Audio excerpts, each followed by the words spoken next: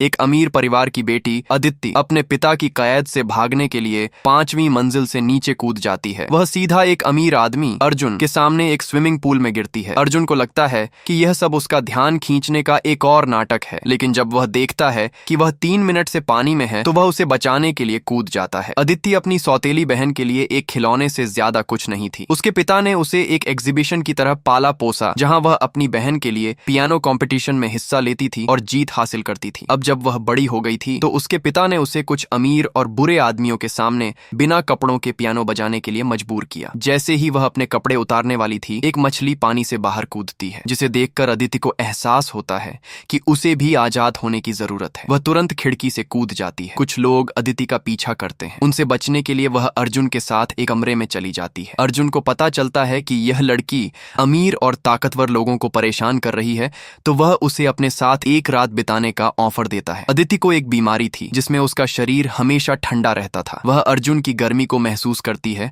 और उससे कहती है कि वह उसे बचाने के लिए आई है। अगले दिन अदिति अपने घर वापस जाती है, जहां उसके पिता उसे थप्पड़ मारते हैं और पूछते हैं कि वह रात भर कहां थी। अदिति झूठ बोलती है कि वह अपनी बीमारी का इलाज कराने गई थी, क्योंकि उसके पिता उसे सिर्फ एक डील के लिए इस्तेमाल कर रहे थे। अर्जुन को बचपन में पियानो बजाने वाली एक लड़की याद आती है, जो उसकी पहली मोहब्बत थी। वह एक मैगजीन में अपनी सौतेली बहन रिया की तस्वीर देखता है और उसे लगता है कि वह वही लड़की है। अर्जुन का नेफ्यू रिया से शादी करने वाला था, लेकिन वह भाग जाता है। अर्जुन उसे ढूंढने जाता है। वह वहां रिया से मिलता है, लेकिन उसे एहसास हो जाता है कि रिया उसकी बचपन की दोस्त नहीं है। अर्जुन अपनी बचपन की मोहब्बत को ढूंढने के लिए हर पियानो कॉन्सर्ट में जाता है। एक दिन अदिति रिया की जगह एक कॉन्सर्ट में जाती है। रिया को पता चल जाता है कि अदिति वहां है, तो वह उसके पियानो पर कुछ ब्लेड रख देती है ताकि उसके हाथ कट जाए। अदिति यह देखकर भी पियानो बजाती है, जिससे उसके हाथ कट जाते हैं और उसमें से खून बहने लगता है। वहां के जज उसे रुकने के लिए कहते हैं, लेकिन वह नहीं रुकती है। तभी अर्जुन उसे देखता है और उसे पता चलता है कि अदिति ही उसकी बचपन की मोहब्बत है।